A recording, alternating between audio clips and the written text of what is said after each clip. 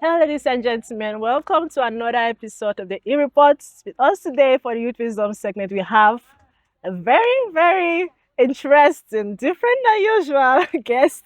We have the Laugh Apostle debut, ladies and gentlemen. Round of applause. Thank you for being part of this show today. Thank you so much for having me. I'm someone that's always been fascinated with comedians. I love comedy shows, first of all. And I really did enjoy your show today. I laughed. I was like, let me try to laugh stimuli, but I couldn't. I was laughing all my 22 out. So just tell us a little bit about yourself, the Laugh Apostle. Love Apostle is a comedian.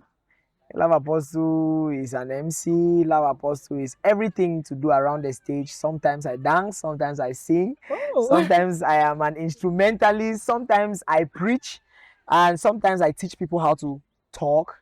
And that's just it. I mean, aside some other things that I really don't want to be known for. Basically, that's Love Apostle in a nutshell.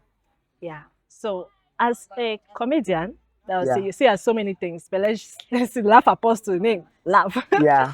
So I know so many people that are funny. You have friends that are funny. Yeah. How do you get to that point that you be like, I'm this funny, I'm making the career? Well, I used to be a very funny person. You know, it always starts in class. It does. You know, yeah. There are some classmates. There are some of my classmates. I gave them names until today. Those names are still there. So it started in class. I discovered that I was funny. Actually, my circle made up of very funny guys. So I discovered I was funny. And what really made me understand that I could take this thing to another level was watching people who, sorry to say, were not as funny Mhm. being on stage, and I'm like, what is this guy doing? I can do better than this guy. I can really do better than this guy. And then the hunger in UB, my year one, 2019, really was that push factor. That was when I knew that I could really do this to earn a living. Yeah, the first time I did comedy, I had a lot of money, so I was like, why not? Let's just add it to the list. Yeah. So being a comedian, have you ever felt like it's not gonna work out? I've never really felt like it's not gonna work out because comedy is not just a job for me. It has gradually become something I've found purpose in. It has gradually become something that I think comedy to me, like a man of God, like people call me, comedy is more of a ministry. That's a pulling factor. It brings people to me, and of course, when people are around me, I give them a message. So I have never really for once felt like this was really not gonna be good. I've had bad days, but the best thing about my bad days is they've always not traumatizing. I will not say I handle them like a pro because yeah, but my bad days have always been a stepping stone for me. I've always been like, oh, okay, I didn't get this right. Let me work on getting it right next time. That's great. So would you say, like with your working, what's one experience you have had in your time of comedy that I think has really propelled you? Like you learned from it, and after that, you really like straighten a lot of things out in your career. Um, I performed in Yaoundé at a very big event that I was heavily paid, and almost nobody laughed. So I came back, and I had to start learning French. Oh yeah. I had to, I had to, I mean, step up my game. Took some time out to really study, and I mean, from my comedy, you can see that I actually studied to come and do comedy. So it really changed the way I looked at things, and the positive side too. There was this time after my show, people actually came up. I mean, after my show, I just was encouraging young people and stuff. People came up to give their lives to Christ. I mean, it just made me to see this thing in a very different dimension. That's powerful. I just felt like this was just me trying to pass a message and trying to joke around, and I was like, so people started taking life decisions based on things that I do. And there are so many people who have found purpose. There are so many people who almost entered into depression because people did not believe that they could be comedians and actually be something in the society. Something, yeah. So when I hear some testimonies like that, obviously things change. It has to change the way I see even myself. So I think I'm very intrigued by the the pack of people coming after your show to give their life to Christ. Mhm. Because I think sometimes with Christians we can say, Yeah. okay, no, you have to be at the pulpit. You're Yeah. not at the Yeah. pulpit saying God is good in a way that is so serious and so, oh my God, Yeah. then you're not doing the work. Mhm, But mhm. singing now, I can definitely tell that from just being yourself and being the purpose that God has put you in, you can still get people to come to Christ. Yeah. So how has that been for you? Like finding that with this thing that you're fan purposing, you are still serving God in that sense. You know, I run a community of very talented young people. There are about 300 of them. Mm. These are people I gather when I do events in different towns, and people who just believe in me and who just love me. So rather than having fans, I have people that I can push something. I Mm. have people that can we can gather and maybe spend time to retreat, spend time to pray, and then spend time to really shape our lives. So going back to your question, how has it been like? You know, I really did not think that it would go to this level, but just the way I mean, the way God There he is. orchestrates his things. I mean, he's the director, he has the scripts. So sometimes he just makes some things. I mean, he just puts you in the right place at the right time, and some things just fall out. I mean, starting this thing, I never really believed that it could be this big. Starting this thing, I really did not believe that it was something I could travel out of the country to do. Starting this thing, I really did not know that it was something to encourage young people. But then we are just here, and God did, and He's still doing. It's really to say God did. So with you now taking a career in with comedy, Mhm. we just look at other people that, because I know you're more focused like Christocentric, I would say.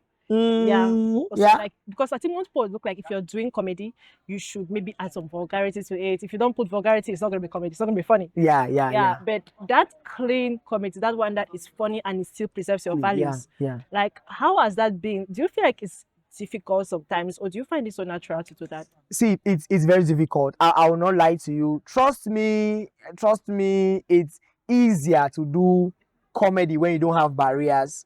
When you can talk about anything, it's easier. Wow. Okay. Yeah. Now, my being one thing with being a transformational comedian is not just the fact that you don't use vulgar words or you don't use some obscene things. It's the idea that you are very careful even with the right things you say, Wow. so that you are not passing out the wrong message. There are normally, as a as a comedian who is a good Christian, you expect me to use the Bible to do jokes. Mm. But then I cannot use the Bible to do jokes because the Bible is sacred. So you I mean, just look at where that puts me. You cannot use the Bible to joke. Which is like, You cannot oh. yes, you cannot use the other things to joke. You cannot use some sacred things. You cannot use men of God to joke. Yeah. But you have to do jokes that will be funny. So I will not lie to you, it's very difficult. That's why most people start like me, and they actually just end up, they just, Master, let's just do the thing anyhow. So it's difficult, not just because you don't have to use vulgar words, but also because you have to be very careful the kind of message you are trying to pass up. That was why in the hall, I was trying to, at every given point, trying to strike a balance. These are hustlers. One thing is, this is a hustlers conference. One thing is, people will come here and they'll be like, oh, forget about school. School is this, school is this. I mean, even though I came and I was like, this school has done this, school has done this, but I still want to put it in people's minds that, hey, even a comedian has to study Mm-hmm. before coming here. Yeah. So even a comedian has to have, I mean, like, you have to speak well before coming. So you have to be learned before coming here. So at every given point in time, you know you're passing on a message, and it's difficult to actually pass a message every given time you stand on stage. So it's hard. On the aspect of learning, because I think people feel like a comedian is just funny. Mm. Like, as long as you're funny, you can make it. Yeah. But I think from other comedians I've listened to their stories as well, you find that they always have this aspect of they prepare. Yeah. Some people, before that was a grand show, there's a whole operation that happens For behind the months. scene. Yeah. So what is that preparation phase like for you? Okay. I was coming for this program. I was told the kind of people who will be at this event. I'm very informed about the town of Boya. Yeah. I'm very informed about technology, even though I did not have time to go right deep. I mean, preparing. See, one thing about comedians that people don't know is, as a comedian, you can use any knowledge you have. No knowledge is wasted as a comedian. You use every knowledge you have. So you have to go in for so much knowledge in order for you to have so much content. You understand? So now, truly, I've read Rich Dad Poor Dad, and there are some other books and quotes that I had to read so that I come and blend with these people. So if I started with improv on stage and it did not go, I'll have switched to what I know. I mean, you always have, okay, imagine that I'm called in Yaoundé to talk to ministers. Mm.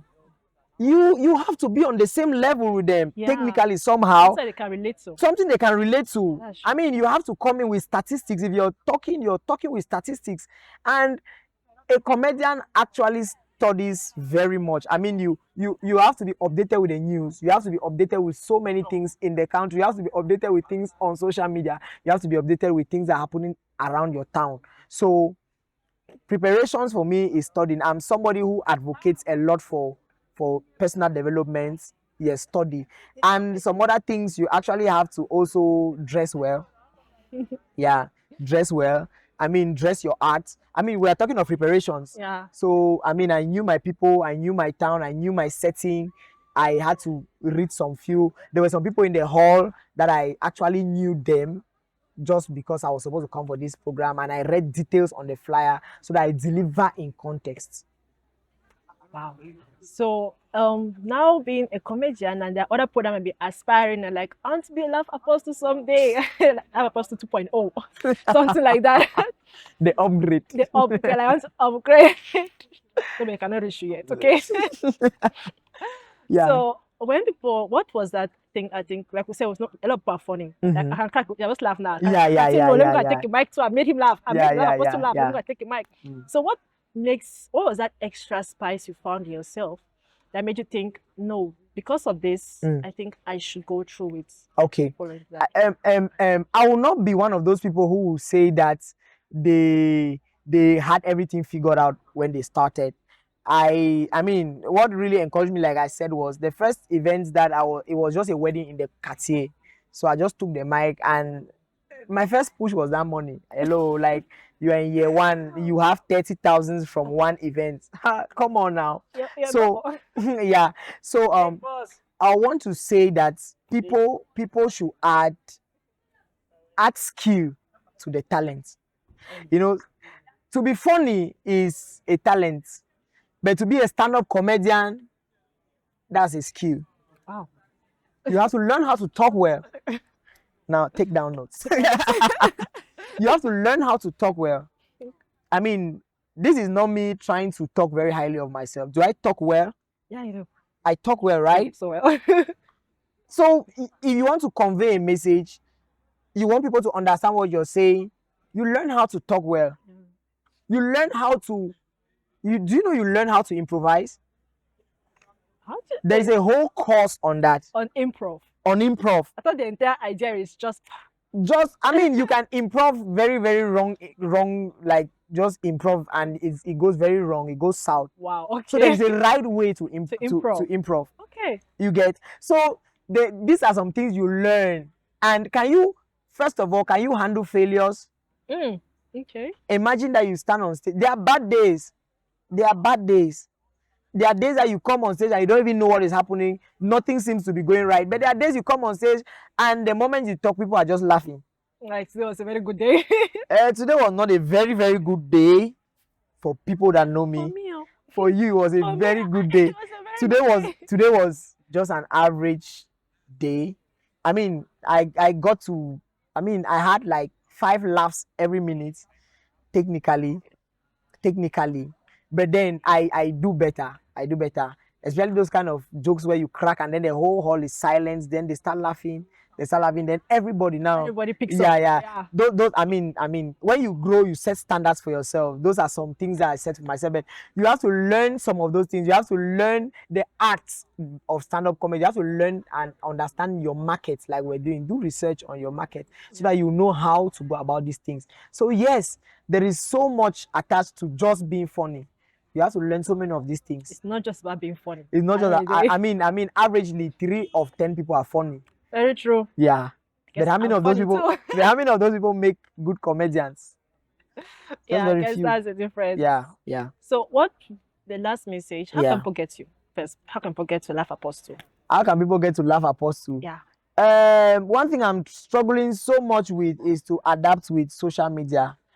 I am I'm the on-site guy. I mean, like we are one of the I used to advocate for, hey, I'm a stand-up comedian, they'll know me by my work and stuff, but then I'm beginning to understand that you see this digital world, you have to be out there. And Yeah. my pages, Love Apostle on Facebook, Love Apostle on TikTok, and Love Apostle on Instagram, I think. Yeah. And then of course my contacts should be somewhere that people can get to me. So professionally, I'm surprised that people instead know me as a comedian, but professionally I'm known as an An MC. MC. Yes, and some people know me as a musician. So the Hmm. comedy part of it is, and I do comedy only for some kind of events. So yeah, All right, so guys, go check out the Laugh Apostle, Facebook, TikTok. In fact, it's all over. It's making people Love laugh. Apostle. The events are going mad for him. So, before you leave us, can you Mm-hmm. tell us if you can just tell the youths, maybe those who are looking to be, I want to be Laugh Apostle one day, I want to get to a little bit of his level. What to be one message you pass out to them? The message I want to pass out to anybody is don't try to be Love Apostle. Be you. Love Apostle is known for its uniqueness. There is something that will cause me to stand out, even when I stand with the basket mouths and the other people. There is something that will cause me to. I don't want to be basket mouth the second. Some people used to call me a cappella of Cameroon. I don't like it. He's good. He's somebody like a mentor I look up to. But then I think that be you. Find your voice, that thing that is authentic about you. The world does not need another Love Apostle. The world needs you. Come up with something unique. Come up with a different message. And I think that if we stop trying to be like people and just try to be original and just try to come up with an original message, the world will make it a world better place. Please, passion is not enough. To your passion and to your talent, add a skill, learn, develop yourself, and stay very, very humble. Stay very, very, very humble. Yeah. Humility is key, isn't it? Thank you so much for gracing us your presence, Apostle. Just trying to, you're like, you're already so willing to be here. Thank And you. that's all for this video, guys. See, we've learned a lot. Again, thank you very much. So, see you next time. Please don't forget to like and subscribe to the channel for more of such insightful interviews. Bye. Bye.